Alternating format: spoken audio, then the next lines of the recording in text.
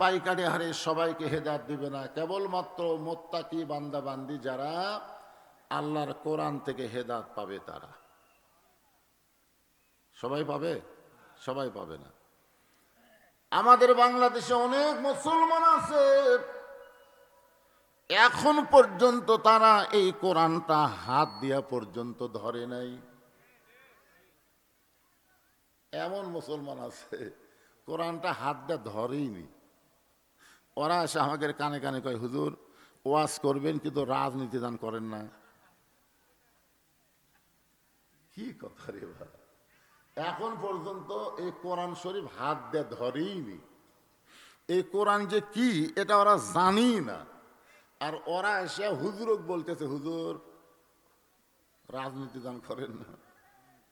আপনার বলেন তো, রুগী হয়ে ডাক্তারকে যদি যায় বলে, ডাক্তার সাহেব আমাকে প্যারাসিটামল দেন, তো ডাক্তার বলতে তোমার কি অসুখ ভাই? এই মিয়া প্যারাসিটামল দিবার কাছে আমার অসুখের খবর কি? এখন আপনার বলেন তো, ডাক্তারই রুগীর রোগের কথা শুনে ওষুধ দিবি, কিন্তু রুগী ডাক্তারের কাছে ওষুধ চাচ্ছে, এখন ডাক্তার কি করবে? তো যেই বেটা কোরআন হাত দেয় কোনোদিন স্পর্শ করে নাই, কোরআন শরীফের একটা আয়াতও পড়ে নাই, ওরা এসে আবার হুজুরও করে নির্দেশনা দেয়। খালি চাপাত জুতার বাড়ি মারা দরকার, জোরে কতক্ষণ ছুটছে না। কি নাই নাই, বসে হিট চোখ বন্ধ করতেছে, খালি চোখ বন্ধ করে থাকলে দেখা যাবে। চারিদিকে চোখ খুলে দেখো আছে না নাই। শোনেন, আমি দুটো আয়াত আপনাদের সামনে তেলাওয়াত করেছি। একটা আয়াত খুবই নরম আয়াত, আর একটা খুবই গরম আয়াত। আগে নরম দেওয়া শুরু হবে, শেষে গরম দেওয়া শেষ হবে। নরম আয়াতটা হলো, ইয়া আইয়ুহাল্লাযীনা আমানুস্তাঈনু বিস-সাবরি ওয়াস-সালাহ ইন্নাল্লাহা মা'আস-সাবিরিন। এটা কি আয়াত? নরম আয়াত, নরম। ইন্নাল্লাহা মা'আস-সাবিরিন মানে কি? ধৈর্য ধর বাবা, ধৈর্য ধর। এরপরে গরম আয়াত হলো, ওয়ালা তাকুলু লিমান ইউকতালু ফি সাবিলিল্লাহি আমওয়াতুন বাল আহইয়াউ ওয়ালাকিন লা তাশউরুন। কোরআনের আলোচনার মধ্যে, তাফসীরের মধ্যে খালি নরম মানলে হবে না, গরমও দেওয়া লাগবে। জোরে কোন ঠিক কি না? আল্লাহ নবীর 23 বছর জীবনীতে মক্কার 13 বছর হলো নরম জীবন, মার খাওয়ার জীবন, আর মদিনার জীবন হচ্ছে গরম জীবন, মার দেওয়ার জীবন। জোরে কোন কথা ঠিক কি না? আপনি জানেন, হিজরত করার পরে নবী বাতিলের বিরুদ্ধে 27টা যুদ্ধে হকের পক্ষে সেনাপতিত্ব করছেন। তাইফত যায় কলেমার দাওয়াত দিয়ে পিটন খাবে রে, আর মদিনা যায় পিটন খাচ্ছে। এই জন্যে আমরা যদি মুসলমান হই, নবীর উম্মত হই, খালি একটা অংশ মানলে হবে না, পুরাপুরি মানতে হবে। জোরে কোন কথা ঠিক কিনা? হ্যাঁ, আল্লাহ ইমানদারকে লক্ষ্য করে বললেন, যারা আমাকে বিশ্বাস স্থাপন করেছ, আস্তাঈনু বিস-সাবরি ওয়াস-সালাহ, যদি আমি আল্লাহর কাছে কিছু পাবার চাও তাহলে দুইটার বিনিময়ে চাও। একটা হলো ধৈর্য, আর একটা হলো নামাজ। সুবহানাল্লাহ বলো না? মানে এখানে অনেক আল্লাহর বান্দা বসে আছেন, আল্লাহর বান্দা বসে আছেন, এখন পর্যন্ত এশার নামাজই পড়েনি। আল্লাহর বান্দা, আপনারা বলেন তো, যারা নামাজ না পড়ে এরা আল্লাহর বান্দা? আল্লাহ রাসূল বলেছেন, বাইনাল আবদি অল কুফরি তরকুস সালাত, বান্দা আর কাফেরের মধ্যে পৃথক করার জিনিসটার নামই হলো নামাজ। যারা নামাজ পড়বে তারা হলো আল্লাহর বান্দা, আর যারা নামাজ পড়বে না এরা হলো কাফের। এখন যারা যারা নামাজ পড়েনি এরা কি? আস্তে আস্তে কন কেন? আপনার কি নবীর কথার সাথে দ্বিমত না একমত? একমত যদি না হন নবীর সুপারিশ পাবেন? আল্লাহ নবীর সুপারিশ ছাড়া কোনো নবীরাও পর্যন্ত জান্নাতের দরজা দেখবি না, আর হামাকেরও তো থুতিই নাই। চিন্তা করছেন? তাহলে নবীর হাদিসের সাথে আপনারা একমত না দ্বিমত? যারা ঈশান নামাজ আদায় করেছে তারা হলো বান্দা, জোরে বলেন তারা কি? আর যারা পড়ে নাই তারা কি? আরো জোরে, জোরসে বলেন। মসজিদের উন্নয়ন বলতে আপনারা কি বুঝতেছেন? মসজিদের উন্নয়ন মানে বিশাল ছাদ দিয়া বিশাল মসজিদ করা, আর মুয়াজ্জিন একলাই আজান দিয়ে নামাজ পড়া, এইটাই হলো মসজিদের উন্নয়ন। কি তাহলে নামাজি বাড়াবার গেলে বজরশিদের ওয়াজ দিয়ে নামাজ বাড়ান যাবে না, নামাজি বাড়াবার গেলে নামাজ কায়েমের আন্দোলন করা লাগবে। জোরে জোরে কথা ঠিক কি না? খালি কোরআনের মঞ্চে কোরআন রাখলে হবে না, এই কোরআন জায়গা মতো নিয়ে যাওয়া লাগবে। জোরে জোরে কথা ঠিক কি না? এটি কোরআন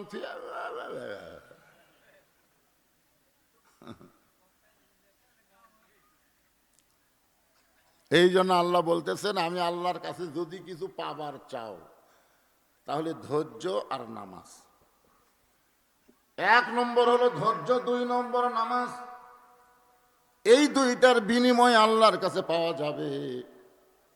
এখন আপনারা বলেন তো, নামাজের সাথে আল্লাহ ধৈর্যের কথা কেন বললেন? আমাদের সব কাজে ধৈর্য আছে, খালি একটা কাজই ধৈর্য কম, তার নাম হলো নামাজ। যারা আমরা নামাজ, এই মাইকের সামনে এত এত বেশি দিয়েছে কে বাবা?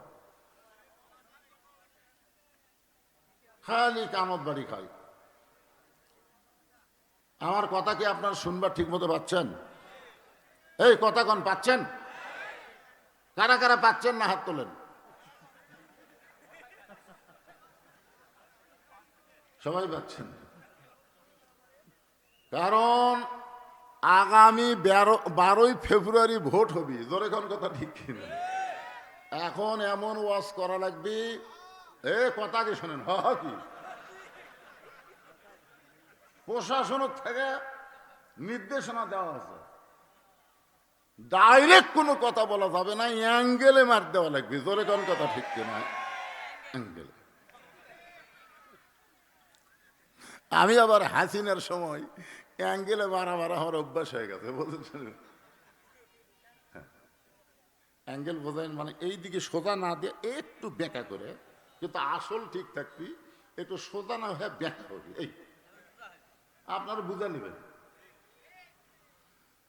সব জায়গায় ধৈর্য আছে, আলু লাগানোর ধৈর্য আছে, আলু বান্ধার ধৈর্য আছে, ধান লাগানোর ধৈর্য আছে, ব্যবসা করার ধৈর্য আছে, কিন্তু এক মসজিদের মধ্যে গেলেই ধৈর্য নেই। খালি বারবার ঘড়ি দেখে, খালি বারবার ঘড়ি দেখে। এখানে ধৈর্যের কথা কেন বললেন? আল্লাহ রাসূল মেরাজ করে এসে সমস্ত সাহাবীদের সামনে উচ্চারণ করলেন, আসসালাতু মেরাজুল মুমিনিন। নামাজ হচ্ছে মুমিনদের মেরাজ। আর আল্লাহ বলতেছেন অসজুদ অক্তারিফ, সেজদা হচ্ছে আল্লাহর নিকটে পৌঁছে দেওয়া। খুব খেয়াল করবেন, আমরা তো নামাজ পড়ি, সেজদার মধ্যে কি বোঝেন আপনারা? এক জগ পানির মধ্যে এক মুষ্টি চিনি ঘন্টন মারলে ওই পানির মধ্যে চিনি যেমন বিলীন হইয়া যায়, শত চেষ্টা করলেও ওই পানি থেকে চিনি যেমন আলাদা করা যায় না। আল্লাহর কোনো বান্দা যদি আল্লাহকে এমন সেজদা দেয়, গোটা দুনিয়া তার কাছ থেকে নিয়ে যাওয়া যাবে, কিন্তু একটা ওয়াক্ত নামাজ তার কাছ থেকে নেওয়া যাবে না। কারণ আল্লাহ কোরআনে বলেন, ইন্না সলাতি ওয়া নুসুকি ওয়া মাহইয়ায়া ওয়া মামাতি লিল্লাহি রাব্বিল আলামিন।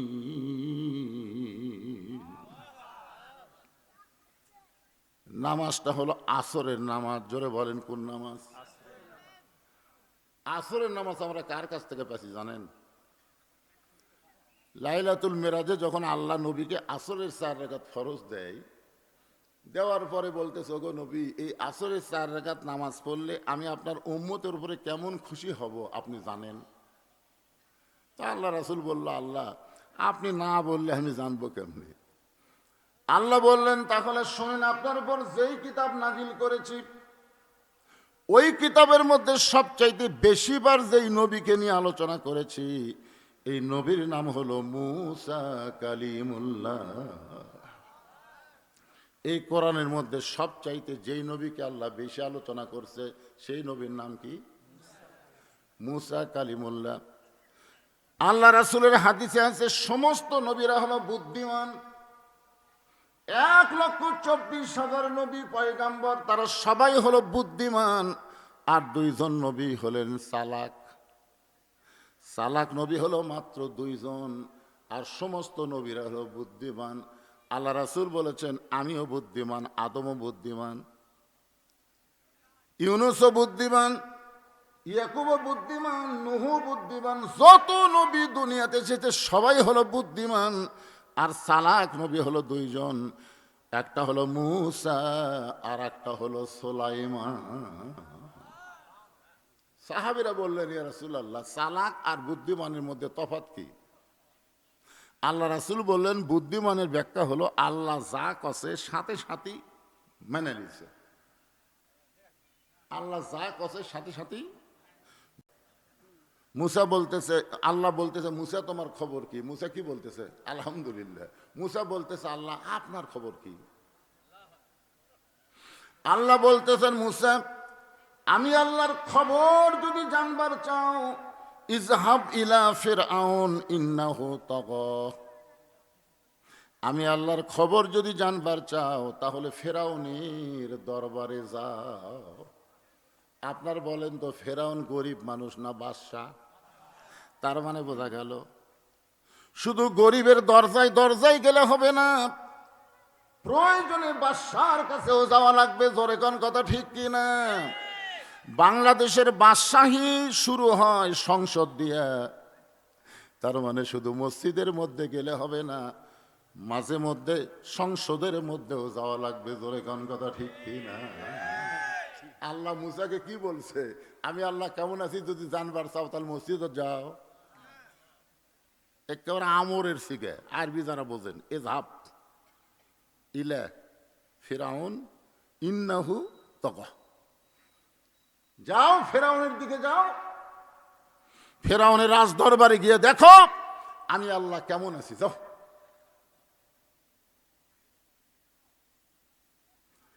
মূসা নবী আল্লাহ কেমন আছে জানার জন্য, আল্লাহর খবর জানার জন্য ফেরাউনের রাজ দরবারে গিয়ে দেখে ফেরাউন সিংহাসনে বসে জিকির করতেছে। কি জিকির? আমার দয়াল বাবার দরবারেতে কেউ ফিরে না খালি হাতে।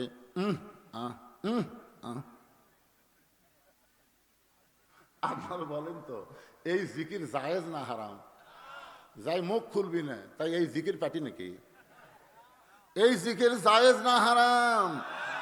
তাহলে যদি আমরা হালাল করবার চাই তাহলে কি বলা লাগবে? আমার দয়ার আল্লাহর দরবারেতে কেউ ফিরে না খালি হাতে। আল্লাহ আল্লাহ আল্লাহ। মূসা নবী ফেরাউনের দরবারে গিয়ে দেখে ফেরাউন জিকির করতেছে, আনা রব্বুকুমুল আলা, আনা রব্বুকুমুল আলা, আমি হলাম সব চাইতে বড় আল্লাহ। মূসা কয়, কেরে এখনই তোর পর্বতে যার সাথে কথা বলে আসলাম সেটা কেরে? আর আর এটা কে? মূসা নবী যখন হাত চুলকায়, কি চুলকায়? আপনার বলেন তো, হাত চুলকানোর কারণ কি? যেই মূসা নবী সর দিয়ে আজরাইলের চোখের মনি উল্টায় দিছে, আপনার বলেন তো মূসা নবীর হাতের পাওয়ার আছে না নাই? আমাদের হাতের পাওয়ার কি? আল্লাহ আল্লাহ আল্লাহ আল্লাহ আল্লাহ, আমাকে হাতের পাওয়ার হলো, আল্লাহ আল্লাহ আল্লাহ। কি পাওয়ার রে, দুই হাত তুলে খালি কান্দা। এই দুই হাত তুলে খালি কান্দা নয়, 12 তারিখে এই দুই হাতও লাঠি লিয়ে থাকা লাগবে। জোরে করে কথা বল না কেন? খালি কান্দলে হবি না রে। এই হাত খালি কান্দার জন্য, মোনাজাতের জন্য না। এই হাত হলো বাতিলের বিরুদ্ধে লাঠি ধরার হাত। জোরে কথা বল না কেন?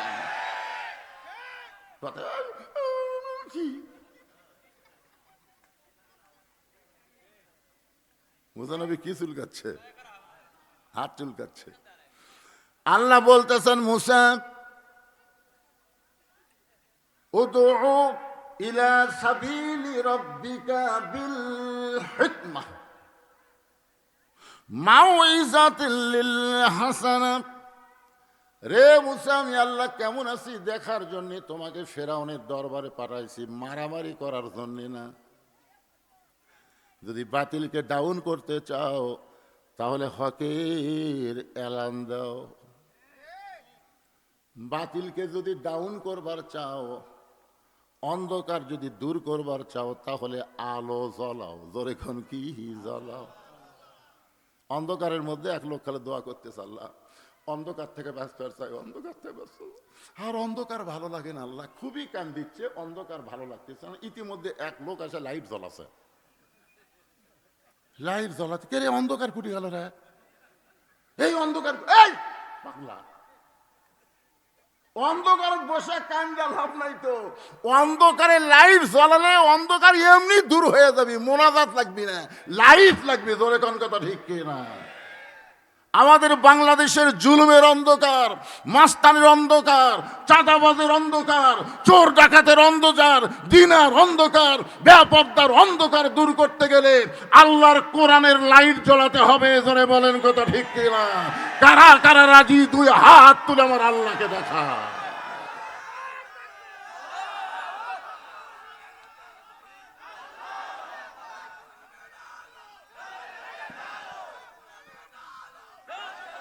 লিল্লাহে তাকবীর। আল্লাহ বলতেছে, মুসা ফেরাউন বাতিলের জিকির করতেছে, আনা রব্বুকুমুল আলা। এটা হক মার, হক জিকির হলো লা ইলাহা ইল্লাল্লাহু মুসা কালিমুল্লাহ। সঙ্গে সঙ্গে ফেরাউন সিয়ার ছাড়িয়া লাভ দিয়ে উঠছে। আপনারা বলেন তো হকের পাওয়ার আছে না নাই? এতক্ষণ ওই বলতেছে আনা রব্বুকুমুল আলা, আমি সবচেয়ে বড় আল্লাহ। তুই আল্লাহ বড়? তুই তো 42 সাল না 41 সাল পর্যন্ত থাকবার চাইছিল। আর একটা হামান আছিল, ও যে দুইজন মাজা ধরে তুলে দেয় আর একজন দুইজন হাত ধরে টেনে তোলে। ওই তেজত যাইয়া ভাই এতই শক্তি, কয় খেলা হবি রে পাগলা, তুই লিজে লিজে তেজত উঠে পারিস না, আর তুই খেলবার চাস? খেলবার গেলে মাজাত বল থাকা লাগবি না। জোরে কার কথা ঠিক কিনা? ওটা হলো ফেরাউনের হামান, ওটার নাম হলো হামান। আর যেটা পলে গেছে ওর নাম হলো ফেরাউন, লেডি ফেরাউন। জোরে কান কি ফেরাউন? একটু মনোযোগ দিয়ে শুনবেন। আয়াতটা হলো ইয়া আইয়ুহাল্লাযীনা আমানুস্তাঈনু বিস-সাবরি ওয়াস-সালাহ ইন্নাল্লাহা মা'আস-সাবিরিন।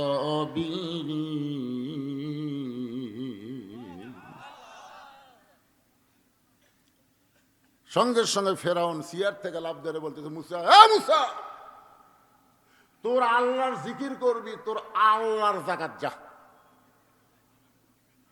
আমার রাজত্বের মধ্যে তোর আল্লাহর জিকির চলবি না। আচ্ছা, ফেরাউন যে কথাটা বলছে, তোর আল্লাহর জিকির করবি, তোর আল্লাহর জাকাত যা, আমার রাজত্বের মধ্যে তোর আল্লাহর জিকির চলবি না। সঙ্গে সঙ্গে মুসা আলাইহিস সালাম বলতেছে, বাঁটিয়া দে। এ ভাই মন খারাপ করে শুনতেছেন যে এই যে যুবক কি বলতেছে, বাঁটিয়া দে। তোর কতটুকু আল্লাহর কতটুকু, বাঁটিয়া দে। আমরা বাঁটা দিইনি। এই যে দেখতেছেন না হুজুর, এরা আমার, এই সাইডে যা দেখতেছেন আমার ভাইয়ের, ওই সাইডে যা দেখতেছেন ওটাও আমার, ওই পিছন দিকে যা দেখতেছেন সব আমার বাচ্চা স্যার। তো সবই যদি তোমরা বেঁচে নিছে আল্লাহর, তখন কয় হুজুর আল্লাহরা দেখতে গেলে 2 মিনিট হাঁটা লাগবে। 2 মিনিট হাঁটা মসজিদের কাছে গিয়ে বলতে যে হুজুর এখানেও আল্লাহর কিছু ছিল না হুজুর, আমার চাচা আল্লাহ 10 শতক দান করছে, আর আমরা টাকা পয়সা দিয়ে এই ঘর বানিয়ে দিছি। ফেরেশতারা বলতেছে আল্লাহ এই দেশের নাম কি, যে দেশে তোমার কোনো জায়গাই নাই, ওর চাচা জায়গা দিছে আর ওরা টাকা পয়সা দিয়ে তোমার ঘর বানিয়ে দিছে, এই দেশের নাম কি? আল্লাহ বলতেছে ওই দেশই হলো ফেরাউনের দেশ, যেখানে কোরআনের ওয়াজ চলে কিন্তু কোরআনের রাষ্ট্র চলে না। জোরে কোন কথা ঠিক কি না? কি মনে করতেছেন 3 তলা 4 তলা 5 তলা বাড়ি বানাই, জীবনে কারো কাছে ভিক্ষা করা লাগে না, আর একটা মসজিদ বানাবার গেলে ভিক্ষা করা লাগে। জোরে কথা কন না কেন, কথা কন না কেন? কোরআন যদি সংসদে যায়, মসজিদ বানানোর জন্য জনগণের টাকা ভিক্ষা করা লাগবে না, সরকারের পক্ষ থেকে মসজিদ বানানো ফরজ হয়ে যাবে। কথা কন না কেন? তাহলে জাগা মতো এই মালটাকে নিয়ে যাওয়া লাগে, জাগা মতো তেজত থুয়া বক্তার ওয়াজ শুনতেছে। আমার চাইতে আল্লাহ নবীর ওয়াজের দাম বেশি না কম? কাম হয়নি মক্কাত, জাগা মতো গেছে। তারপরে একটু মনোযোগ দিয়ে শুনবেন, আল্লাহ ডাক দেয়া বলে মুসা ফেরাউনের সঙ্গে ঝগড়া করো না। মুসা বলতেছে আল্লাহ তাহলে ঝগড়া যদি না করি আমি কি করব? আল্লাহ বললেন দৌড় দাও। মুসা চমকে ওটা বলে আল্লাহ দৌড়াবো কেন? বলে এই দৌড়ানোর মধ্যেই কাম আছে। মুসা নবী যখন দৌড় দেয়, ফেরাউন অট্ট হাসি দিয়ে বলতেছে মুসা আমার ভয়ে দৌড়াই, আমরাও ধাবড়াই। মুসা গোটা গ্রুপ লে সৈন্য সামন্ত নিয়ে, ফেরাউন গোটা গ্রুপ সৈন্য সামন্ত নিয়ে মুসা নবীর পিছনে দৌড়ানো শুরু করলেন। মুসা দৌড়ায় আর দৌড়ায়, এক সময় বলে আল্লাহ আর কতদূর দৌড়াবো? আল্লাহ বলে জাগা মতো যাও।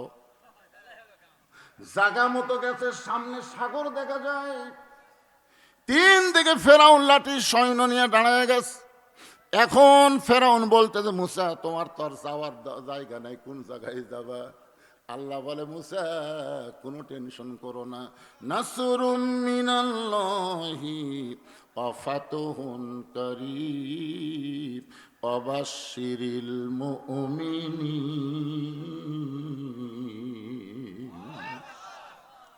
3 দিকে ভারত আছে, একদিকে বঙ্গোপসাগর। বাংলাদেশের মুসলমান কোনো চিন্তা করো না। ওই ভারতের উগ্রমন্ত্রী বলতেছে বাংলাদেশের টুপিওয়ালারা নাকি কোরআন সংসদে নিয়ে যাবার চায়, কিন্তু ওই হুজুররা তো জানে না, মৌলবাদীরা জানে না, আমরা ভারত যদি একবার বাংলাদেশকে ধরি বাংলাদেশ পালানোর জায়গা পাবে না। আরে নিংটির বাচ্চা জানিস না আমাদের সঙ্গে আমাদের আল্লাহ আছে। জোরে কোন আছে না নাই? মুসা বলতেছে আল্লাহ আমি এখন কি করব? আল্লাহ বলে লাঠি বাড়ি মারো। মুসা বলতেছে হাজার হাজার লাঠির সামনে আমার একটা লাঠি কি হবে? আল্লাহ বলে ওদের দিকে মারিস না, সাগরের দিকে মার। সাগরে মারার সঙ্গে সঙ্গে আল্লাহ 12 লাইন রাস্তা করে দিল। সবচাইতে বড় রাস্তার তলায় গিয়া মুসা নবী এক নিয়তে 4 রাকাত নামাজ আদায় করলেন। ওই 4 রাকাত নামাজ আল্লাহর এতই ভালো লাগলো, আল্লাহ বলে নবী গো ওই সাগরের তলদেশে রাস্তায় মুসা নবী যে 4 রাকাত নামাজ পড়েছে আমি যত্ন করে রাইখা দিয়েছি।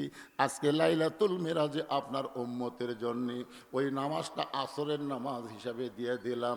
আপনার উম্মতেরা আসরের 4 রাকাত নামাজ যখন জামাতের সঙ্গে আদায় করবে মুসা নবীর সমপরিমাণ সওয়াব তাদের আমল নামায় দিয়া দিব।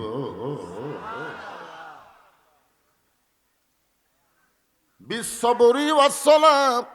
একটু মনোযোগ দিয়ে শুনবেন, নামাজটা হলো আসরের নামাজ। জোরে বলেন কোন নামাজ? আসরের নামাজের ইমামতি করলেন আল্লাহর নবী। আসরের নামাজের ইমামতি করলেন কে? আজান দিছে হযরত বেলাল, আর ইমামতি করতেছে আল্লাহর নবী। আসরের নামাজের সালাম ফিরাই নবী সাহাবীর দিকে মুখ ঘুরালেন।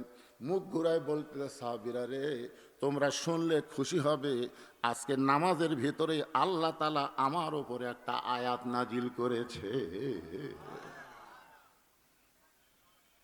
নবী বলতেছে তোমরা শুনলে খুশি হবে, আজকে যখন আমি আসরের নামাজের ইমামতি করতেছি, নামাজ পড়ানো অবস্থায় আল্লাহ তাআলা আমার উপরে কোরআনের একটা আয়াত নাজিল করেছে। তোমরা কি আয়াতটা শুনবার চাও? না না, সাহাবী করে বলতেছে আল্লাহ নবী, তোমরা কি আয়াতটা শুনবার চাও? সমস্ত সাহাবীরা বলে, হুজুর কোন কি? হাজারবার, লক্ষবার, কোটিবার শুনতে চাই, কারণ কোরআনের আয়াত তো আল্লাহর বাণী। জোরে কোন কথা ঠিক কিনা? রাসূল বললেন খালি শুনলে হবি না, সামিনা ওয়া তাআনা, শুনলে খালি হবি না, এটা ধরা লাগবে, আমল করা লাগবে। এখন আয়াতটা আমি বলবো, কারা কারা শুনবো, আমল করবো, হাত তোলো। আপনাদের কোসে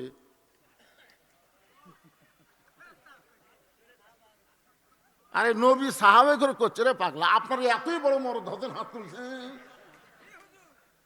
আয়াতটা যে শোনেন তো হাত তুলবেন না, উঠে যাবেন।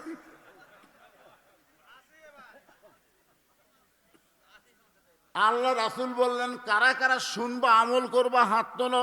সমস্ত সাহাবীরা হাত তুলেছে, কিন্তু সামনে কাতারের একজন দাড়িওয়ালা, টুপিওয়ালা, পাগড়িওয়ালা, জুব্বাওয়ালা হাত তোলেনি। সবাই হাত তুলছে, কিন্তু সামনে কাতারে আবু বকর রাদিয়াল্লাহর ডান সাইডে নামাজ পড়ে, নবীর পিছনে, উনি আবার হাত তোলেনি।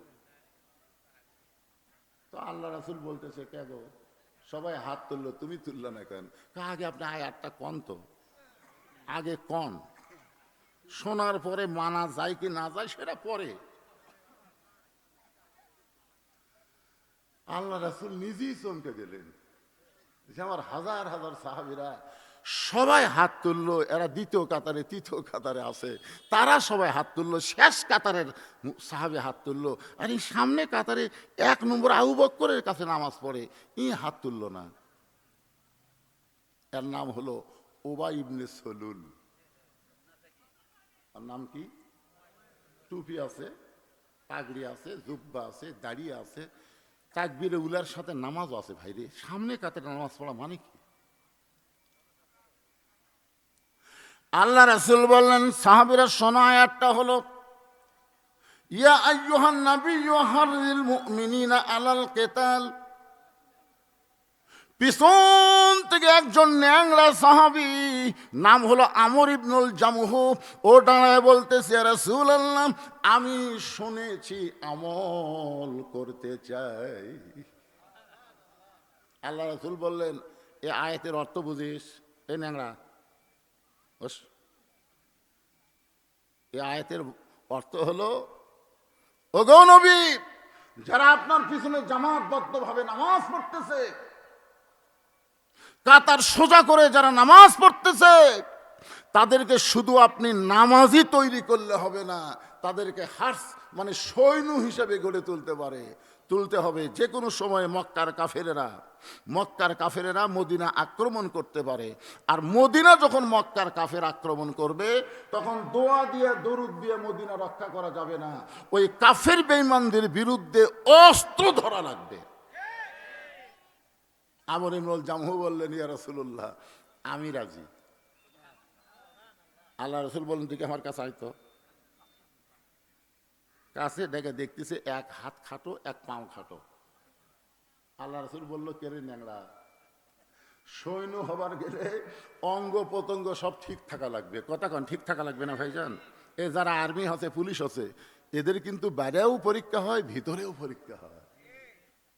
যদি কোনো আর্মি হিজরা হয়, ওই যতই মাপে ঠিক হোক, ওর মাল মাত্রা পর্যন্ত ঘরের মধ্যে যায় দেখতে। কথা কন না কেন? একটা সৈন্য হবার গেলে সব ঠিক থাকা লাগবে না?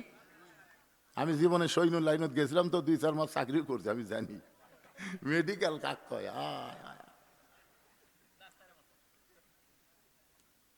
আল্লাহ নবী বললেন, তোমার একটা হাত খাটো, তোমার একটা পা খাটো, তুমি ন্যাংরা সাহাবী, তুমি সৈন্য কেমন করে হবে? তুমি জিহাদের ময়দানে গিয়া যুদ্ধে কেমনে করবে?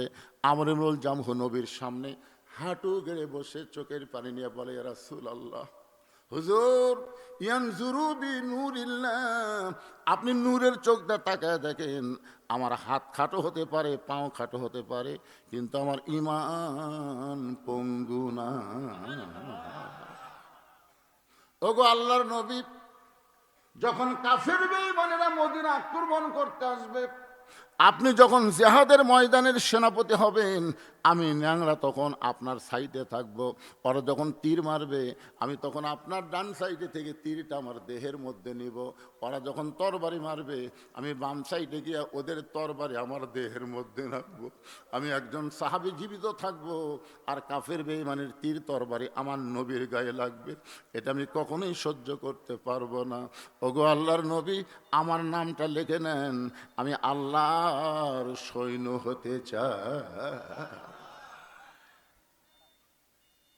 এমন সময় উবাই ইবনে সলুল, এই সামনে কাতারের টুপিওয়ালা, দাড়িওয়ালা, জুব্বাওয়ালা, নবীর হাঁটুর সঙ্গে হাঁটু লাগায় বলতেছে, ইয়া রাসূলুল্লাহ, এইটা হলো গন্ডগোলের আয়াত। কিসের আয়াত দেখছেন? টুপিওয়ালা, দাড়িওয়ালা, জুব্বাওয়ালা কি তার মানে বোঝেন না? বাংলাদেশে যারা হিয়া পাগড়ি লাগাছে, টুপি দাড়ি জুব্বে, বাতিলের সাথে আপোষ করে রাজনীতি করতেছে, এই শালারা হলো পুরা মুনাফিক। কথা কথা কর না কেন, পুরা মুনাফিক। কি আল্লাহর নবীকে বলতেছে, ইয়া রাসূলুল্লাহ, এটা হলো গন্ডগোলের আয়াত।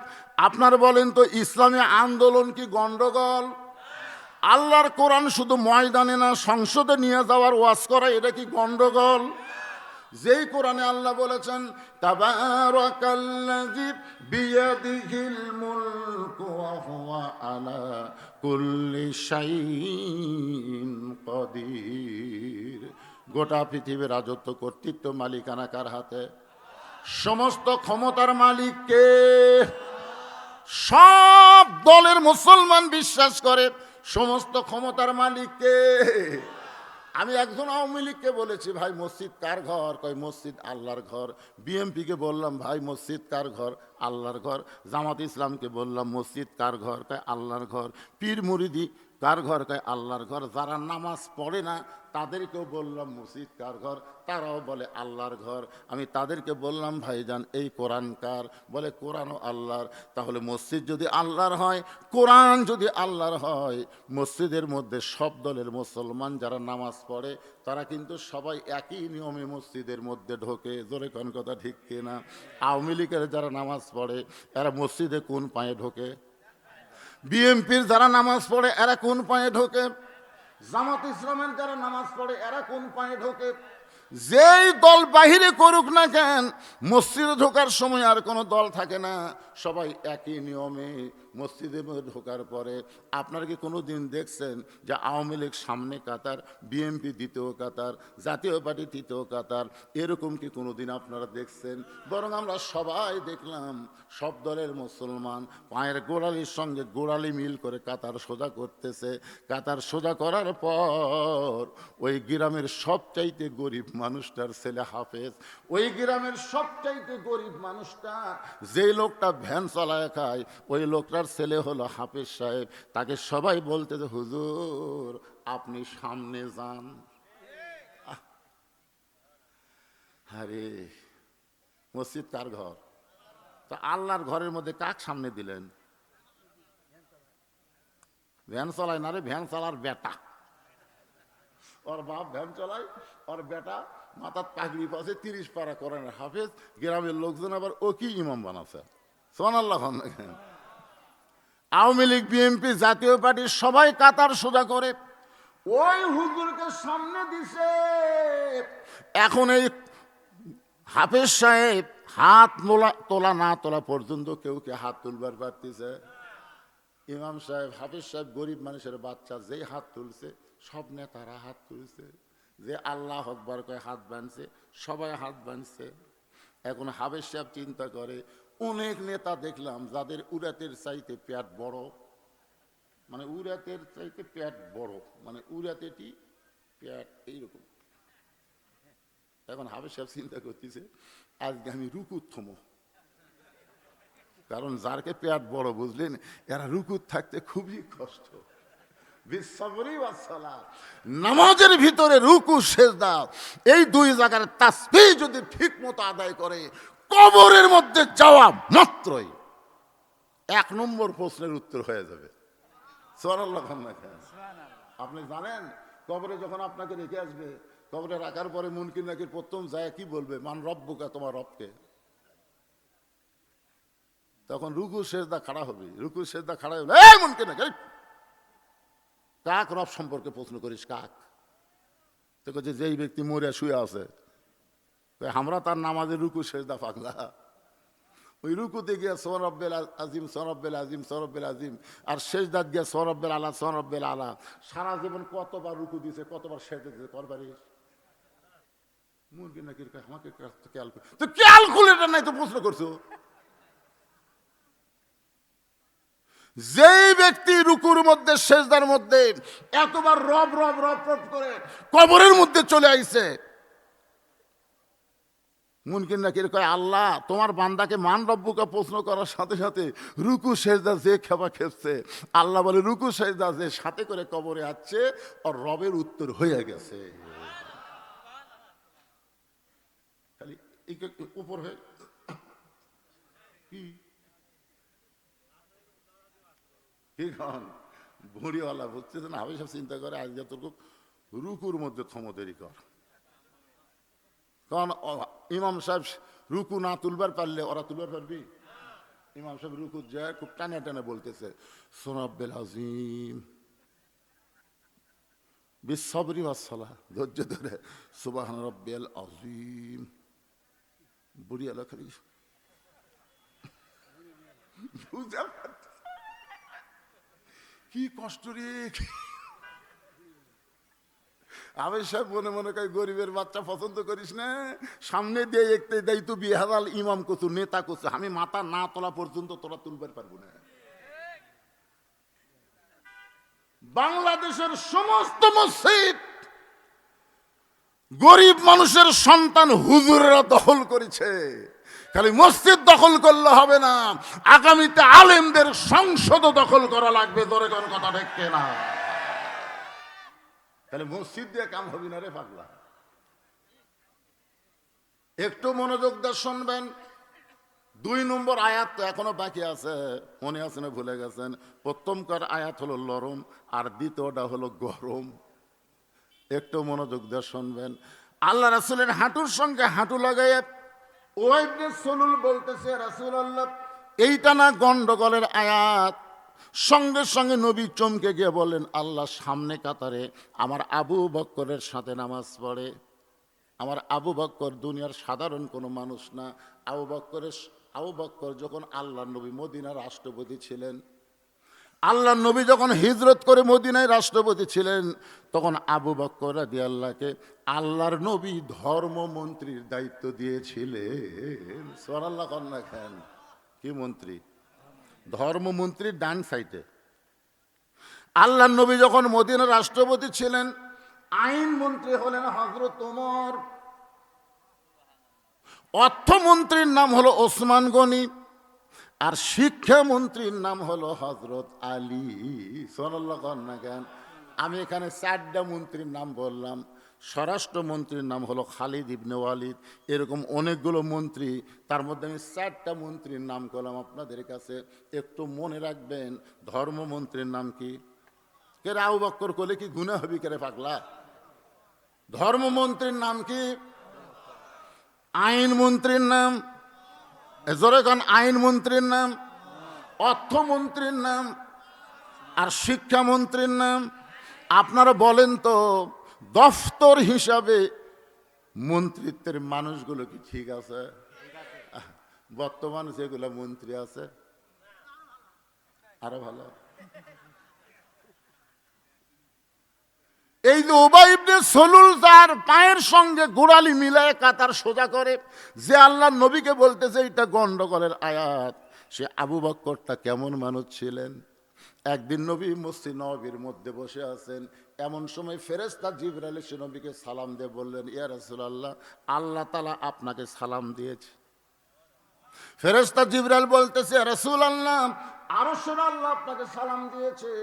সঙ্গে সঙ্গে নবী মুস্কি হাসিয়া বললেন, জিবরাইল, আমি আল্লাহর দোস্ত, এই কারণে আল্লাহ আমাকে সালাম দিয়েছে। ফেরেশতা জিবরাইল বলে, নবী গো, শুধু আল্লাহ আপনাকে সালাম দিয়েছে? যেই বলেছে আপনার ধর্মমন্ত্রী আবু বকরকে আল্লাহ সালাম দিয়েছে, সঙ্গে সঙ্গে নবী দাঁড়িয়ে বললেন, জিবরাইল, আল্লাহর সালাম তুমি আমার কাছে পৌঁছায় দিলে, কিন্তু আবু বকরের কাছে আল্লাহর সালাম কে পৌঁছায় দিবে? ফেরেশতা জিবরাইল বলে, ইয়া রাসূলুল্লাহ, নবী ছাড়া অন্য কারো কাছে যাওয়ার ক্ষমতা আমার নাই, আপনাকেই সালামটা পৌঁছায় দেওয়া লাগবে। রাসূল বলে, জিবরাইল, আমার আবু বকর এমন কি আমল করেছে যে আমল করার কারণে আরশের আল্লাহ আবু বকরকে সালাম দেয়? এমন কি আমল করেছে জিবরাইল? ফেরেশতা জিবরাইল বলে, ইয়া রাসূলুল্লাহ, আমি তো জানি না। নবী বলতেছে, আমিও তো জানি না। ফেরেশতা জিবরাইল বলেন, জানতে যদি চান আল্লাহ কেন আবু বকরকে সালাম দিল, তাহলে আপনি তদন্ত করে জানতে পারেন। দুনিয়ার সবাই যখন ঘুমায় আছে, এমন সময় চুপি চুপি চুপি চুপি আল্লাহর নবী আবু বকরের ঘরের জানলায় হঠাৎ ঘরের মধ্য থেকে কান্নার আওয়াজ আসতেছে। একটা ছোট বাচ্চা ফোঁফায় ফোঁফায় যেমন করে কান্দে, তেমন করে আবু বকরের ঘরের ভিতর থেকে কান্নার আওয়াজ আসতেছে। আল্লাহ নবী চমকে গিয়ে বলে, আল্লাহ, যেই মানুষটা দুনিয়াতে জান্নাতের 1 নম্বর সার্টিফিকেট পাইছে, আর সেই মানুষটা এমন করে কেন কান্দে? রাসূল কিছুই বললেন না। ফজরের নামাজের সালাম ফিরে আবু বকরের চেহারার দিকে তাকায় দেখে আবু বকরের 2টা চোখ রক্তের মতন লাল দেখতে পায়। আল্লাহ রাসূল বললেন, সাহাবীরা রে, আমার আবু বকরের সঙ্গে আমার গোপন কিছু গল্প আছে। যেই নবী বলেন আবু বকরের সঙ্গে আমার গোপন কিছু গল্প আছে, বলা মাত্রই সাহাবীরা সবাই মসজিদ থেকে বাইরে গেল। রাসূল বলে, আবু বকর, তুমি এমন কি আমল করো বাবা, যে আমল করার কারণে আরশের আল্লাহ তোমাকে সালাম দেয়? সঙ্গে সঙ্গে আবু বকর ছোট বাচ্চার মতন কাঁদতে কাঁদতে মাটিতে বসে যায়। আবু বকর বলে, আল্লাহ বলে, রাসূল বলে, আবু বকর, আরশের আল্লাহ তোমাকে সালাম দিয়েছে, এইটা শোনার পরে তুমি কেন কাঁদতেছো? আবু বকর বলে, ইয়া রাসূলুল্লাহ, আমি জানি না এমন কি আমল করলাম যে আমল করার কারণে আরশের আল্লাহ আমাকে সালাম দিছে।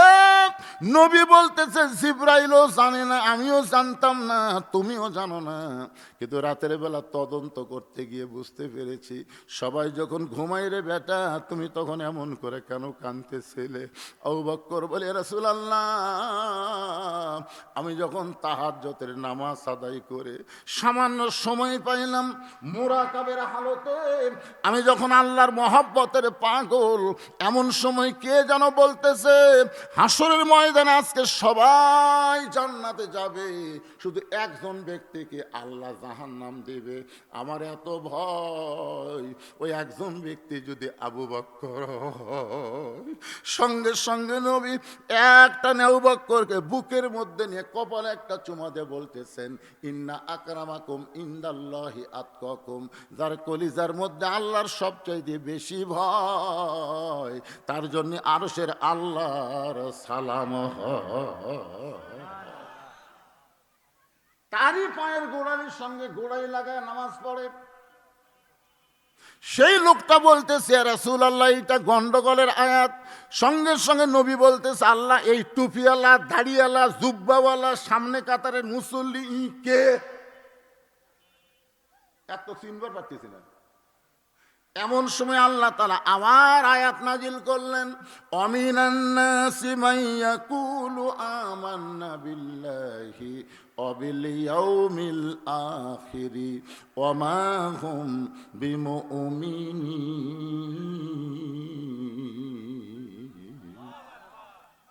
কি বুঝলেন? আল্লাহ বিশ্বাস করবি, আখিরাত বিশ্বাস করবি, নামাজ পড়বি, রোজা করবি, হজ করবি, যাকাত দিবি, তারপরেও এরা মুমিন না, এরাই হলো মুনাফিক। একটু মনোযোগ দিয়ে শুনবেন।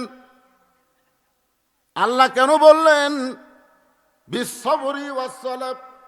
এশার নামাজ পড়ে হযরত আলী দাঁড়িয়ে গেছেন নবীর সামনে। আল্লাহ রাসূল বলে, আলী দাঁড়াইছো কেন? বলে, হুজুর, এই দুনিয়াতে আল্লাহ 10 জনকে জান্নাতের সার্টিফিকেট দিছে, আপনি বলেন তো আমি আলী কি তার মধ্যে আছি? রাসূল বলতে, আলী রে, এই দুনিয়াতে 10 জনকে জান্নাতের সার্টিফিকেট দেওয়া হয়েছে, তার মধ্যে তুমি হলে 4 নম্বর ব্যক্তি। আলী বলতে, হুজুর, আমি যদি 4 নম্বর জান্নাতের সার্টিফিকেট পাওয়া ব্যক্তি হই, তাহলে এখন থেকে যদি আল্লাহর হুকুমগুলো আমি বাদ দেই, আপনি বলেন তো এরপরেও কি আল্লাহ সার্টিফিকেট ঠিক রাখবে? আল্লাহ রাসূল মুচকে হাসিতে বলেন, আলী, তুমি যদি সব বাদ দাও, আল্লাহ তোমাকে জান্নাত থেকে বাদ দিবার পারবে না। সুবহানাল্লাহ না কেন? আলী বলতেছে, ইয়া রাসূলুল্লাহ, হুজুর, একবারে সব বাদ দেওয়া যায় না। আমি আজকে আপনার সামনে ওয়াদা করলাম, এখন থেকে আর ফজরের নামাজ আমি পড়ব না, কারণ ফজরের নামাজ পড়তে আমার খুবই কষ্ট হয়।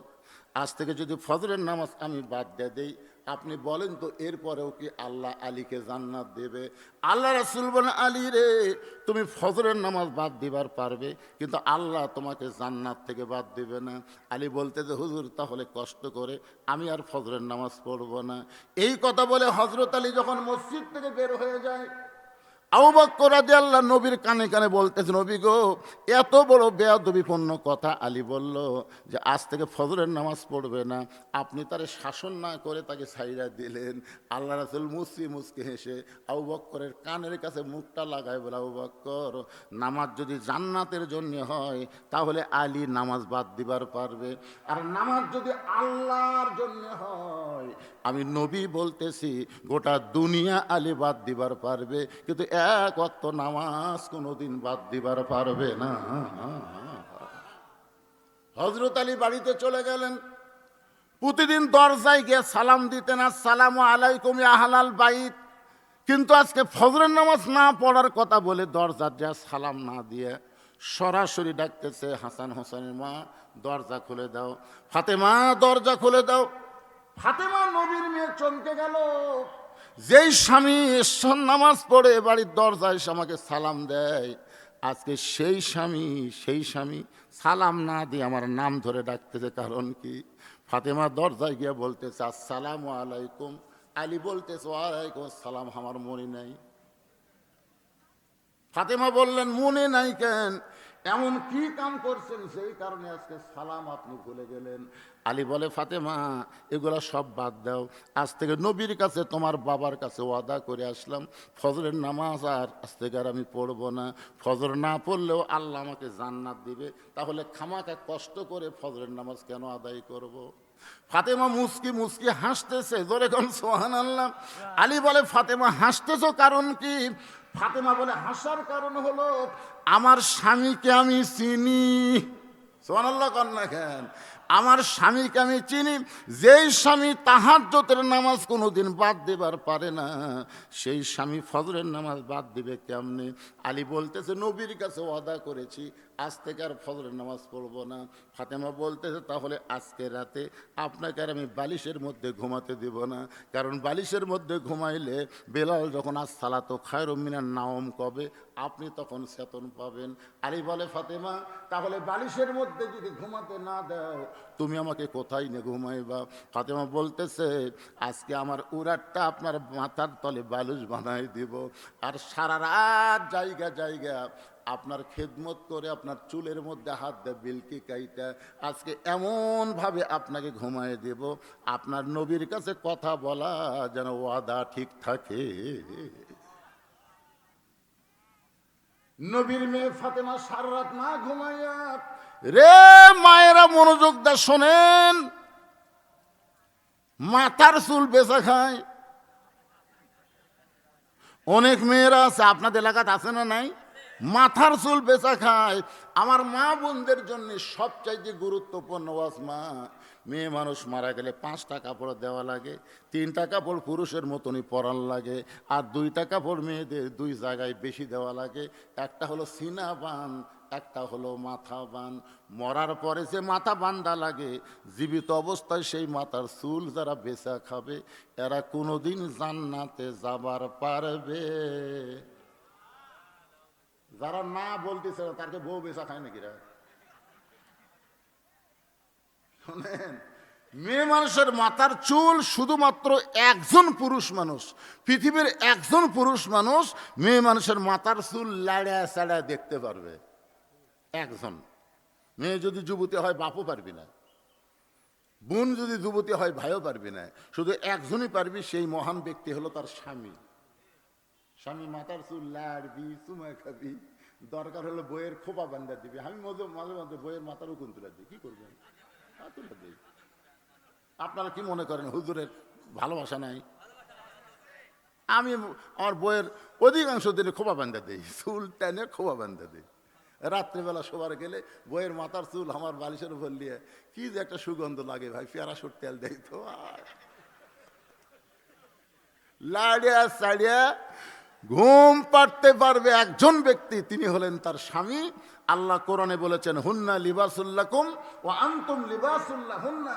স্বামী হলো বিবির পোশাক, বিবি হলো স্বামীর পোশাক। সুবহানাল্লাহ বলেন। তাহলে যেই স্বামী ছাড়া অন্য কেউ নাড়তে পারবে না, যারা চুল কিনতেছে এরা কে? এরা যে লাড়িয়া ছাড়া পল্লার উপর ওজন দিচ্ছে। আমার মায়েদের বলতেছি, মা যদি এই অকাম করে থাকেন আজ থেকে তওবা করেন, আজ থেকে তওবা করেন। মেয়েদের কয়েকটা জিনিস পর্দার মধ্যে রাখতে হবেই, তার মধ্যে একটা হলো মাথা। কোনো মাথা, মেয়ে মানুষের মাথা পর পুরুষ দেখান চলবে না। কথা কয় না কেন? কথা কয় না কেন? ওরা আজান দিলে মাথা ঢাকে, যেই মুয়াজ্জিন আজান দিয়ে, আমি কেন কে গো আজান দিলে মাথা ঢাকলে কেন? শয়তান দৌড়াই তো, মেয়ে মানুষের মাথা খোলা দেখলে শয়তান চুলের মধ্যে ঢোকে। কি বুদ্ধি পাশে ভাই। আমার মায়েরা যারা পর্দার অন্তর আছেন, আল্লাহ আপনাদের জন্য কোরআনের আয়াত নাজিল করে বলেছেন, অকারণা ফি বুয়ুতিকুন্না ওয়ালা তাবাররুজনা তাবাররুজাল জাহিলিয়াতিল উলা। মায়েরা শোনেন, যদি জান্নাতে যাবার চান তাহলে ফাতেমার সিগনেচার ছাড়া কোনোদিন জান্নাতে যাবার পারবেন না। কারণ ফাতেমা হচ্ছেন সাইদাতুন নিসা আহলেল জান্নাহ, ফাতেমা হচ্ছে জান্নাতি নারীদের নেত্রী। তাহলে ফাতেমার সিগনেচার ছাড়া কি জান্নাতে যাওয়া যাবে? এখন বলেন তো, ফাতেমাকে যাকে তাকে সিগনেচার দিবে? বেপর্দা নারী সিগনেচার পাবে না। আমার মায়েদের জন্য একটু পরে আসতেছি, যেই কথাটা বলতেছে একটু খেয়াল করেন। ফাতেমার কোলের উপরে হযরত আলী ঘুম পাড়তেছে। ফাতেমা সারা রাত না ঘুমায়া স্বামীর চুলের মধ্যে হাত দিয়ে বিলকি কাটতেছে, যেন আসসালাতু খায়রুম মিনান নাওম শুনতে না পায়। কিন্তু একটা নামাজ আগে আজান ছিল না, বর্তমানে এখন সৌদি আরব মদিনায় আজান দেয়। আগে কিন্তু তাহাজ্জুদের নামাজের আজান ছিল, কিন্তু এখন নতুন করে দেয়। একটু মনোযোগ দিয়ে শুনবেন। হযরত আলী ফাতেমার উরাতের মধ্যে ঘুমায় আছে। তাহাজ্জুদের যেই মাত্র সময় হয়েছে, ফাতেমার উরাত থেকে মাথা উঠাইছে। আলী বলতে যে, ফাতেমা কোথায় ছিলাম? বলে, আমার উরাতের উপরে। আলী ফাতেমার থুতুরি ধরে কপালে একটা চুমা দিয়ে বললেন, নবীর কলিজার টুকরা রে, দুনিয়ার কত ধনী ধনী যুবক তোমারে বিয়ে করতে চাইছিল, কিন্তু তোমার বাবা আল্লাহর ঘটকালিতে আমার মতন গরিবের সঙ্গে তোমার বিয়ে দিছে। আমি দুনিয়াতে জীবনে কিছুই তোমাকে দিবার পারলাম না, আর সারা রাত তোমার উরাতের উপরে আমারে ঘুম পাড়াইলা। ফাতেমা বলে, স্বামী গো, যেদিন আমার বাবা বলেছে আল্লাহর পরে কাউকে যদি সেজদা দেওয়ার হুকুম থাকতো, তাহলে আমি বলতাম, ফাতেমা তুই আলীর পায়ে সেজদা করিস, কিন্তু আল্লাহ ছাড়া কাউকে সেজদা দেওয়া যাবে না। এই কথা বলার পরে আল্লাহর নবী বললেন, ফাতেমা রে, আল্লাহর পরে মেয়ে মানুষের কাছে সবচাইতে দামি এই মহান ব্যক্তি হলো তার স্বামী। ওগো স্বামী, সেদিন থেকে আপনাকে আমি বহু মহব্বত করি শুধুমাত্র আল্লাহর পরে আপনার সম্মানের কারণে। তাহলে আপনি ফজর পড়বেন না, আপনি চেতন হলেন কেন? আলী বলতেছে, গো ফাতেমা, নবীর কাছে বলেছি ফজর পড়বো না, তাই বলে কি তাহাজ্জুদ পড়া যাবে না? তাই বলে কি তাহাজ্জুদ পড়া যাবে না? হযরত আলী ওযু করে তাহাজ্জুদের নামাজ আদায় করলেন। নামাজ আদায় করতে করতেই এক সময় হযরত বেলাল, আসসালাতু খায়রুম মিনান নাওম, ঘুম হইতে নামাজ অতি উত্তম। সঙ্গে সঙ্গে হযরত আলী টুপি পাগড়ি নিয়া বাড়ির দরজা খুলে মসজিদে নববীর দিকে যখন যাবার চায়, ফাতেমার সামনে এসে দাঁড়ায় বলে, চলবি না? আমার বাপের কাছে কি দিছেন? আমার বাবার কাছে ওয়াদা করেছেন আজ থেকে ফজরের নামাজ পড়বেন না, তাহলে আজান শোনার সঙ্গে সঙ্গে দরজা খুলে কোথায় যাবেন? আলী বলতে যে, পাগলি রে, ফজরের নামাজ পড়বো না এটা ঠিক আছে, কিন্তু বাহির থেকে আজকে নামাজ পড়ার দৃশ্যটা আমি একটু দেখবার চাই। আমি ভিতরে ঢুকবো না, আমি বাইরে থেকে একটু দেখবার চাই। তুমি কি মনে করো নামাজ পড়বো না তাই বলে দেখাও যাবে না? ফাতেমার স্বামীকে অত্যন্ত মহব্বত করার কারণে বললেন, তাহলে যান, খবরদার ভিতরে যেন ঢোকেন না, ওয়াদা দান খিলাফ না হয়। হযরত আলী ফজরের নামাজ পড়া দেখতেছে, বাহির থেকে এখনো জামাত শুরু হয় নাই, শুধুমাত্র সুন্নত নামাজ পড়তেছে। ফজরের আগে 2 রাকাত সুন্নত। রাসূল বলেছেন, এত দাম আসমান জমিন বিক্রি করে দিলেও ওই 2 রাকাত সুন্নতের সমান হবে না। হযরত আলী লক্ষ্য করে দেখে মসজিদ নববীর বারান্দায় একজন সাহাবী, যার নাম হলো আবু যর গিফারি। জোরে বলেন নাম কি? আবু যর গিফারি ফজরের 2 রাকাত সুন্নত নামাজ পড়তেছে। আলীর ঈমান বলতেছে ফজরের নামাজ না হয় পড়বো না, তাই বলি কি সুন্নত পড়া যাবে না? আবু যর গিফারির সুন্নত পড়ার দিকে হযরত আলী বারান্দায় গিয়া তার সঙ্গে নামাজের নিয়ত করে 2 রাকাত সুন্নত নামাজ পড়ে জামাতের অপেক্ষায় চুপ করে বসে আছে। আবু যর গিফারি বলে, আলী ভাই, এশার নামাজের সময় নবীর সামনে ওয়াদা করলেন আপনি ফজরের নামাজ আজ থেকে পড়বেন না, তাহলে আপনি সুন্নত কেন পড়লেন? আলী বলতেছে, সুন্নত পড়লাম, সুন্নত তো না পড়ার কথা বলি নাই, আমি শুধু বলেছি ফজরের নামাজ পড়বো না, তাই বলে কি সুন্নত পড়া যাবে না? আবু যর গিফারি জিহ্বাত কামড় খাইলেন, কারণ নবী যখন মদিনার রাষ্ট্রপতি ছিলেন, হযরত আলী ছিলেন তখন শিক্ষামন্ত্রী। আল্লাহ রাসূল বলেছেন, সাহাবীরা রে, কোন সময় যদি তোমরা শরমে ভয়ে আমি নবীর কাছে কোনো কিছু জানতে না আসতে পারো, আমার আলীর কাছে যেও, যেই কথা আমি বলে দিব সেই কথা আমার আলীও বলতে পারবে, কারণ আনা মাদিনাতুল ইলমি ওয়া আলীও বাবুহা, আমি হচ্ছে এলেমের শহর, আলী হচ্ছে তার দরওয়াজা। এই কথা আল্লাহর নবী বলার পর থেকে প্রত্যেকটা সাহাবী হযরত আলীকে ওস্তাদের মতন সম্মান করতেন, ওস্তাদের মতন। প্রিন্সিপাল হচ্ছে আল্লাহর নবী, আর ভাইস প্রিন্সিপাল হলেন হযরত আলী। ধরে কর না সুবহানাল্লাহ। কারণ রাসূল বলেছেন, অনেক সময় সাহাবীরা আল্লাহর নবীর কাছে যাইতে কি করে, ভয়ও লাগে, শরমও লাগে। তো এই জন্য রাসূল বলেছে, প্রিন্সিপালের কাছে আসতে যদি তোমাদের ভয় বা শরম হয়, তাহলে ভাইস প্রিন্সিপাল আলীর কাছে যাও, আমার থেকে যে জ্ঞান পাবা সেই জ্ঞান আলীর কাছেও আছে। জোরে কর না সুবহানাল্লাহ। এই কথা বলার পরে রাসূল বললেন, আনা মাদিনাতুল ইলম। তোর বারবার কি দেখা লাগে রে ছেলে? আমার কলজা ভরে যাচ্ছে, এরা যে খাড়া হয়ে থাকে ওয়াজ শুনতেছে, কে রে বাপ বসিস? মানে আপনাকে 5 বিবিতে যত মাহফিল করছে এ পর্যন্ত, আজকে একটু মানুষজন কম হচ্ছে। আপনার বলেন তো এমন কোনো জায়গা বসার জায়গা ছিল দাঁড়িয়ে থেকে? কিন্তু আজকে কম হওয়ার কারণে বুঝেছি তো, এই ভোটের আবহাওয়া লেগে গেছে, বুঝছেন? ভোটের আবহাওয়া, দর কষাকষি হচ্ছে, দর কষাকষি। কতগুলা শালারা এখন তাকে না খেয়ে আছে।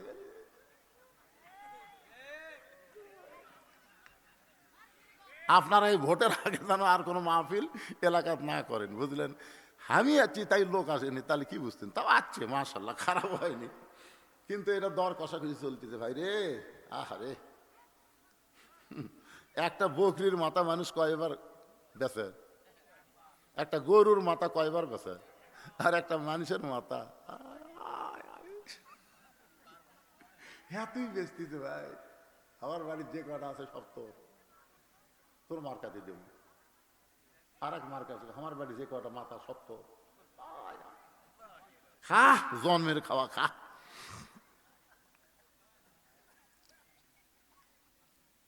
কি মন খারাপ করতেছেন? একটু মনোযোগ দিয়ে শুনবেন। হযরত আলী আবু যর গিফারিকে যখনই বলেছে আমি না হয় ফজরের ফরজ পড়বো না, তাই বলে কি সুন্নত পড়া যাবে না? আবু যর গিফারি জিহ্বাত কামড় দিয়ে ভাবতেছে ওস্তাদের সাথে বেয়াদবি করা যাবে। কারণ নবী যখন মদিনার প্রেসিডেন্ট ছিলেন ওই সময় হযরত আলী কি ছিলেন? শিক্ষামন্ত্রী। ইসলামে ওস্তাদের সম্মান কম না বেশি? কে ভাই, ছেলে আবার লাভ দিয়ে উঠলো কে রে?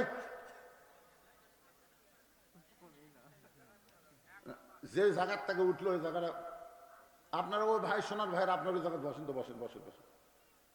অনেকের কি সবকে সমান তাই পেশাব টেশাব লাগতে পারে, উঠতে পারে, কিন্তু এই মুহূর্তে অত্যন্ত গুরুত্বপূর্ণ কথা আসতেছে, যার কারণে অন্তত 10টা মিনিট একটু বসে থেকে শোনেন তো। কারণ ওয়াজের কিছু কথা না শুনলে পুরো ওয়াজই বোঝা যাবে না। আয়াতটা আর একবার বলি, ইয়া আইয়ুহাল্লাযীনা আমানুস্তাঈনু বিস-সাবরি ওয়াস-সালাহ ইন্নাল্লাহা মা'আস-সাবিরিন। এটা হলো নরম আয়াত, জোরে কোন কি আয়াত? আর গরম আয়াত হলো ওয়ালা তাকুলু। খুব খেয়াল করে যারা আলেম তারা বুঝতেছে গরম কাক কয়। ওয়ালা তাকুলু লিমান ইউকতালু ফি সাবিলিল্লাহি আমওয়াতুন বাল আহইয়াউ ওয়ালাকিন লা তাশউরুন।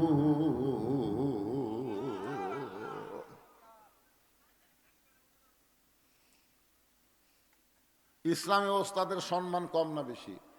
আমি ছোট্ট একটা দৃষ্টান্ত দেই। আমাদের ইমাম যিনি, তার নাম হচ্ছে নোমান ইবনে সাবেত। যেরকম তার নাম কি, কিন্তু আমরা কি হিসাবে চিনি? উনি যখন ছাত্র ছিলেন উনি অত্যন্ত গরিব ছিলেন। মাদ্রাসায় কোরআন শরীফ শিখতে গেছে, কিন্তু ওস্তাদ লক্ষ্য করে দেখে পায়ের মধ্যে জুতা নেই।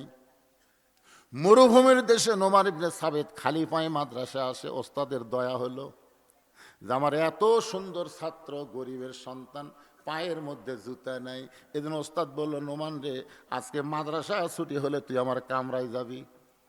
যেই মাদ্রাসা ছুটি হয়েছে, নোমান ইবনে সাবেত ওস্তাদের কামরায় গেলে ওস্তাদ চকির তল থেকে এক জোড়া পুরানা কাপড়ের জুতা বের করে বলতেছে, বাবা এই জুতা আমি পায়ে দিতাম, কিন্তু এখন পুরাতন হয়েছে, এই কারণে জুতা পায়ে দেই না বাজান, এই জুতাটা তোমারে দিয়ে দিলাম। এই জুতা পরে তুমি আগামীকাল থেকে মাদ্রাসায় আসবা।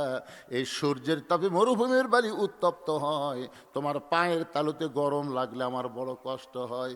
ওস্তাদ কেমন দয়া করে একটু চিন্তা করেন। নোমান ইবনে সাবেত ওই পুরাতন জুতা বগলের মধ্যে নিয়ে বাড়ির দিকে রওনা দিয়েছে। আর বারবার ইমান বলতেছে, যেই জুতা হুজুর পায়ে দিছে সেই জুতার যদি আমি পায়ে দেই তাহলে হুজুরের সম্মানে আমার বেয়াদবি হবে। হুজুর দিছে, দেওয়ার জন্য আমিও দিব, কিন্তু দিব ঠিকই কোন জায়গায় দিব? বাড়ির যা চিন্তা করে ওই জুতার কাপড়, ওই জুতাটা কাপড়ের জুতা পরিষ্কার করে ওই জুতার কাপড় খুলে নোমান ইবনে সাবেত সারা রাত মাথার টুপি বানাইছে। ওই জুতার কাপড়ের টুপি মাথায় দিয়ে নোমান ইবনে সাবেত পরের দিন মাদ্রাসায় আইছে। ওস্তাদ পায়ের দিকে তাকায় দেখে জুতা নেই। মনে মনে চিন্তা করে, আমার পুরাতন জুতা বলে তুই ঘৃণা করছিস, আমার পুরাতন জুতা বলে তুই ফাইলা দিয়ে বাড়িতে গেছিস। মনে মনে জবান খুলে বলে, রে নোমান, মাদ্রাসা ছুটি হলে তুই আমার কামরায় যাবি। হাফিজি মাদ্রাসার বাচ্চাদেরকে ওস্তাদ যতই গরম হোক এরা কিন্তু পলাবে না, এরা সবসময় ওস্তাদের কাছেই থাকে। ধরে খান কথা ঠিক কিনা? মাদ্রাসা যেই মাত্র ছুটি হয়েছে, নোমান ইবনে সাবেত হুজুরের কামরায় গেছে। চামড়ার চাবুক দিয়ে সমানে মার শুরু হয়ে গেছে। মারতে মারতে মারতে এক সময় চামড়া কেটে রক্ত বের হয়ে নোমানের জামা পর্যন্ত ভিজে গেছে রক্ত দিয়ে। ওস্তাদ মার বন্ধ করে বলে, বেটা রে, আমার যদি টাকা থাকতো বাবা, তাহলে তোরে নতুন এক জোড়া জুতা কিনে দিতাম। আমার টাকা নাই বলে তোরে পুরাতন জুতা দিলাম, আর সেই জুতা তুই ঘৃণা করে পায়ে দিসনি, সেই জুতা তুই ফাইলা দিয়ে বাড়িতে গেছিস। এত মার মারতেছি, তুই যে কিছুই বলিস না। নোমান বলে, হুজুর আপনি শুধু আমার পায়ের দিকে তাকান, একটা বার কি আপনি আমার মাথার দিকে দেখবেন না? ওস্তাদ মাথার দিকে তাকায় দেখে নোমান ইবনে সাবেত ওই পুরাতন জুতার কাপড় দিয়ে মাথার টুপি বানাইস। ওস্তাদ বুকের মধ্যে নিয়ে বলে, পাগল রে, এত মার মারলাম, একটা বার কি তুই বলতে পারিস না হুজুর জুতার কাপড় দিয়ে মাথার টুপি বানাইছি, তাহলে এক দুইটা মারতাম, এত তো মারতাম না। নোমান বলে, হুজুর কয়েকদিন আগে আমি স্বপ্নে দেখলাম আল্লাহর কোরআন শিখতে গিয়ে কোন ওস্তাদ যদি ছাত্রকে মারে, যত জায়গায় চাবুকের আঘাত লাগবে ওই জায়গায় জাহান্নামের আগুন কোনোদিন স্পর্শ করবে না। হুজুর আমাকে আরো মারেন, মারতে মারতে আমাকে রক্তাক্ত করে দেন। আমি ওস্তাদের মারকে ভয় করি না, আমি জাহান্নামের আগুনকে নিয়ে বড় ভয় করি। ওস্তাদ বুকের মধ্যে জাপটে ধরে বলে, নোমান রে, আমি হুজুর হয়ে তোকে দোয়া করে দিলাম, আল্লাহ যেন তোকে বিশ্ব বিখ্যাত আলেম বানায় দেয়। এই নোমান ইবনে সাবেত আর কেউ না, ইনি হলেন ইমামে আজম আবু হানিফা। যেই মাত্র হযরত বেলাল আকামত শুরু করেছে, এমন সময় আল্লাহর কোরআন বলতেছে, কুমু লিল্লাহি কানিতিন, দাঁড়াও আল্লাহর জন্য, দাঁড়াও কানিতের আনুগত্য নিয়ে। কোরআনের এই আয়াত শোনার সঙ্গে সঙ্গে হযরত আলী এক দৌড়ে সামনে কাতারে, আবু বকর ধর্মমন্ত্রী, হযরত উমর আইন মন্ত্রী, এই দুই মন্ত্রীর মাঝখানে হাত ঢুকে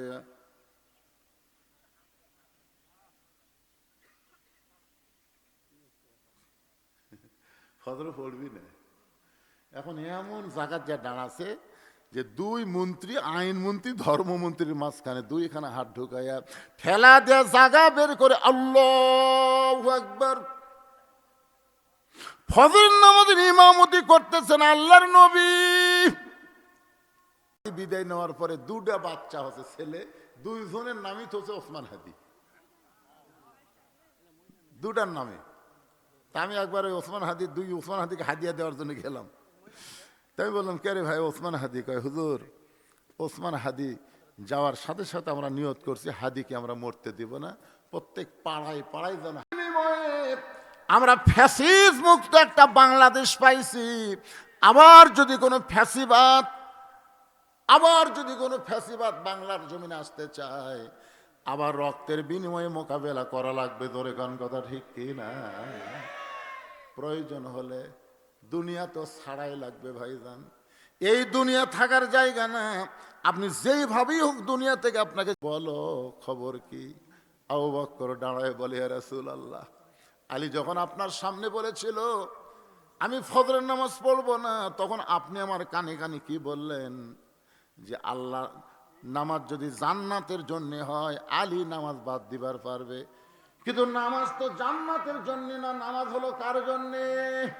ইন্না সলাতি ওয়া নুসুকি ওয়া মাহইয়ায়া ওয়া মামাতি লিল্লাহি রাব্বিল আলামিন। আলী বলতেছি, ইয়া রাসূলুল্লাহ, আমি বহু চেষ্টা করলাম, আমি ফজরের নামাজ পড়বো না। হুজুর আমি বহু চেষ্টা করেছি ফজরের নামাজ পড়বো না, কিন্তু আমি নামাজ ছাড়তে চাইলে কি হবে? নামাজ আমাকে ছাড়লো না। যারা 5 ওয়াক্ত নামাজ ধরেছেন, ও ভাইরা মনোযোগ দিয়ে শোনেন, আপনি একদিন এশার নামাজ না পড়ে বিছনায় ঘুমাতে যাবেন, একদিন ইচ্ছা করে আপনি এশার নামাজ বাদ দিয়ে বিছনায় ঘুমাতে যাবেন। বিশ্বাস করেন, ছটবট করবেন, কিন্তু আপনার চোখে ঘুম ধরবে না। যেই মাত্র এশার নামাজ আদায় করবেন, চোখ বন্ধ করবে, জান্নাতের ঘুম আল্লাহ আপনার ভিতরে দিয়ে দিবে। এই জন্য যারা নামাজ একবার ধরেছে তারা জীবন গেলেও নামাজ ছাড়বে না। যত কাজই থাক না কেন, সমস্ত কাজকে তারা পায়ের তলে ফেলে দিয়ে আগে আল্লাহর কাজ করবে। আর নামাজের মধ্যে ধড়ফড় করলে হবে না। আল্লাহ বলেছেন, কদ আফলাহা মান তাজাক্কা ওয়া যাকার আসমা রাব্বিহি ফাসাল্লাহ। মসজিদে আজান দেওয়ার সঙ্গে সঙ্গে মসজিদ আসবে। শুধু মসজিদের মধ্যে ঢুকলে হবে না, তোমার মনটাকে মসজিদ বানাতে হবে। মনটা যদি মসজিদ বানাবার পারো, তাহলে তোমাদের গ্রামের মসজিদের যোগাযোগ হচ্ছে আল্লাহর ঘর কাবার সাথে। ধরে কোন কথা ঠিক কিনা? এই মসজিদের ভিতর দিয়া, কাবার ভিতর দিয়া, বাইতুল মামুরের ভিতর দিয়া আল্লাহর আরশ পর্যন্ত আল্লাহ নামাজিকে নিয়ে যাবে। নামাজি শুধু মসজিদের কার্পেটে সেজদা করবে না, নামাজির সেজদা হবে আল্লাহর কুদরতি পায়ের উপরে। আল্লাহ সেই নামাজি হিসাবে কবুল করো। আল্লাহ, এটাই হলো মসজিদের উন্নয়ন। দীর্ঘ সময় ধরে আল্লাহর বান্দাদের বোঝানোর চেষ্টা করেছি। আল্লাহ বুঝ মোতাবেক বক্তা শ্রোতা সবাইকে আমল করার তৌফিক দান করুক। সকলে বলে আল্লাহুম্মা আমিন। ফজরের নামাজ আমাদের সবাইকে জামাতের সঙ্গে পড়তে হবে। ইস্তিগফার ওয়া আস্তাগফিরুল্লাহ রব্বি মিন কুল্লি জামমি ওয়া তুবু ইলাই লা হাওলা ওয়া লা কুওয়াতা ইল্লা বিল্লাহিল আলিয়্যিল আযীম। আল্লাহুম্মা আমিন। আল্লাহুম্মা আনতাস সালাম ওয়া মিনকাস সালাম তাবারাকতা ইয়া যাল জালালি ওয়াল ইকরাম। আয় আল্লাহ তাআলা, সেই মাগরিবের নামাজের পর থেকে তারিখ পরিবর্তন হওয়া পর্যন্ত তোমার বান্দা বান্দীদেরকে নিয়ে আলোচনা করলাম। আল্লাহ মেহেরবানি করে আজকের মাহফিল আমাদের সকলের হেদায়েতের জন্যে, নাজাতের জন্যে, জান্নাতের জন্যে কবুল করে নাও। এই মাহফিলের শুরু থেকে শেষ পর্যন্ত যত আলোচনা হয়েছে আল্লাহ, এর মধ্যে যদি ত্রুটি হয়, ভুল হয়, মাফ করে দিও। এর জাহাদিয়া মঞ্জুর করো। সোনার মদিনায় নবী পাকের রওজা মোবারকে আল্লাহ কবুল করে নাও। তামাম আম্বিয়ায়ে কেরাম, আসহাবে কেরাম, তাবেঈনে কেরাম, তাবা তাবেঈনে কেরাম, তামাম পৃথিবীর মাটির নিচে যত মুমিন মুমিনা শুয়ে আছে আল্লাহ, সকলের আরওয়াহ ফারে হাদিয়া কবুল করো।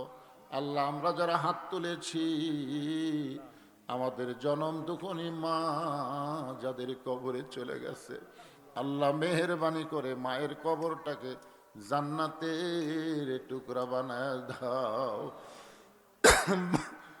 বাবার বাড়ি ঘর সবই আছে, আমাদের বাবা যাদের এতিম হয়ে অন্ধকার কবরে চলে গেছে, আল্লাহ মেহেরবানি করে বাবার কবরটাকে জান্নাতের টুকরা বানিয়ে দাও।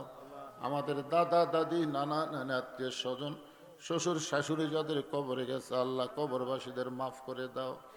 আল্লাহ, তোমার যেই যুবক বান্দারা কষ্ট করে মেহনত করে এত সুন্দর আয়োজন করেছে, এই সমস্ত যুবকগুলোকে 5 ওয়াক্ত নামাজি হিসাবে আল্লাহ তুমি কবুল করে নাও। আজকের মাহফিলের সম্মানিত সভাপতিকে আল্লাহ তুমি কবুল করো। আজকের মাহফিলের সম্মানিত প্রধান অতিথিকে আল্লাহ তুমি কবুল করো। আজকের মাহফিলের সম্মানিত বিশেষ অতিথিদের আল্লাহ তুমি কবুল করো। আল্লাহ, আমি গুনাহগার বলে দোয়া ফেরা দিও না। এতগুলো মানুষের মধ্যে যার 2 কানাত পছন্দ হয়, সেই 2 হাতের ওসিলায় আজকের গোটা মাহফিলকে কবুল করো। আমার মা বোনদেরকে পর্দানিশি কবুল করো। আবেদা সালিহা কবুল করে মা ফাতেমার চরিত্র দান করে দাও। গোটা বিশ্বের মুসলমানকে আল্লাহ তুমি হেফাজত করো। আল্লাহ, শুধু কোরআনের ওয়াজ আমরা শুনবো না, আগামীতে বাংলার জমিনে আল্লাহর কোরআন অনুযায়ী যেন চলতে পারি, এমন একটা পরিবেশ আল্লাহ আমাদেরকে দান করে দাও। সুবহান রাব্বিকা রব্বিল ইজ্জাতি আম্মা ইয়াসিফুন ওয়া সালামুন আলাল মুরসালিন আলহামদুলিল্লাহি রব্বিল আলামিন। ওয়াজাল আখিরাতি কালিমাতুন ইনদাল মাউতি। সকলে পড়েন লা ইলাহা ইল্লাল্লাহু মুহাম্মাদুর রাসূলুল্লাহ সাল্লাল্লাহু আলাইহি সাল্লাম। আসসালামু আলাইকুম ওয়া রাহমাতুল্লাহি ওয়া বারাকাতুহু।